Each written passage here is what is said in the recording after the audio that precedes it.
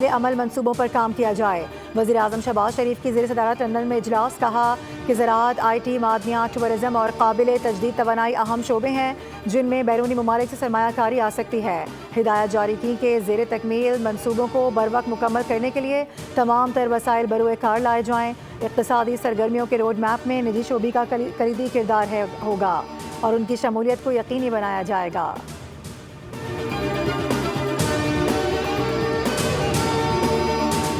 وزیراعظم شہباز شریف 5 روزہ دورے پر آج امریکہ پہنچ رہے ہیں۔ 26 ستمبر کو جنرل اسمبلی اجلاس سے خطاب کریں گے۔ مقبوضہ کشمیر اور فلسطین سے متعلق پاکستان کا موقف رکھیں گے۔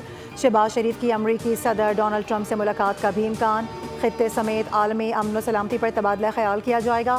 نائب وزیر اعظم اسحاق ڈار نیو یارک پہنچ گئے۔ مختلف وزارتی اور اعلیٰ سطحی اجلاسوں میں پاکستان کی نمائندگی کریں گے۔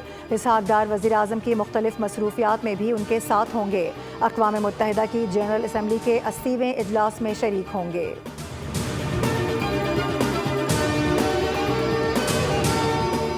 فلسطین کے 2 ریاستی حل کے لیے اقوام متحدہ کی سربراہی کانفرنس آج ہوگی۔ سعودی عرب اور فرانس قیادت کریں گے۔ برطانیہ، کینیڈا اور آسٹریلیا کے بعد پورچوگل نے بھی فلسطین کو بطور ریاست تسلیم کرنے کا اعلان کر دیا۔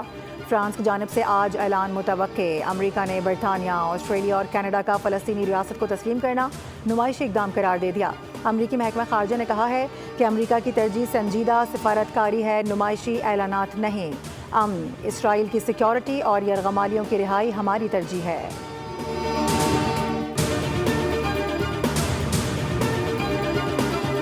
وزیر اعلیٰ سندھ سے بنگلہ دیشی ڈپٹی ہائی کمشنر محمد ثاقب کی ملاقات۔ 2 طرفہ تعلقات اور تجارت پر گفتگو ہوئی۔ پاکستان کی حالیہ سیلابی صورتحال پر بھی بات چیت کی گئی۔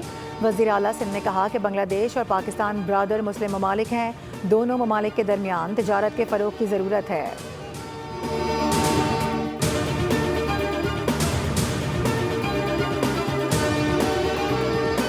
اور ٹرانسپورٹ کے کئی منصوبوں پر کام جاری ہے۔ رواں ماہ خواتین کو فری پنگ اسکوٹی فراہم کریں گے۔ پیپلز پارٹی عوام کو سہولیات دے رہی ہے۔ وزیر اطلاعات سندھ شرجیل انعام ایمن کی میڈیا سے گفتگو، کہا کہ جام صادق پل کو 1 ہفتے میں مکمل کر لیا جائے گا۔ مزید ای وی بسز بھی کراچی پہنچ رہی ہیں۔ عوام کو ٹرانسپورٹ کی سہولیات دینے کی پوری کوشش کر رہے ہیں۔